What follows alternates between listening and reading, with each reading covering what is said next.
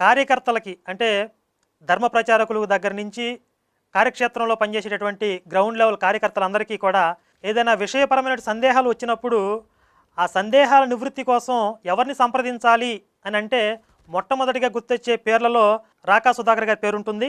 సరే, ఇక ఈరోజు అంశంలోకి వెళ్ళిపోదాం. ప్రస్తుతం మన భారతదేశం ఎదుర్కొంటున్నటువంటి పెను సవాళ్లలో ఒకటి మత మార్పిడులు.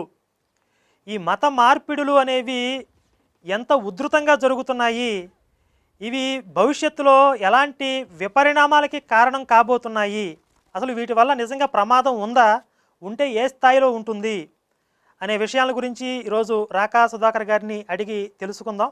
అయితే ముఖ్యంగా ప్రస్తుతం మనం దక్షిణ భారతదేశంలో ఈ మిషనరీస్ యొక్క వ్యూహాల గురించి అంటే మత మార్పిడిలకి వాళ్ళు అనుసరించేటటువంటి విధానాలు ఎత్తుగడల గురించి మనకి కొంత పరిచయం అనుభవం ఉంది. కానీ ఉత్తర భారతదేశం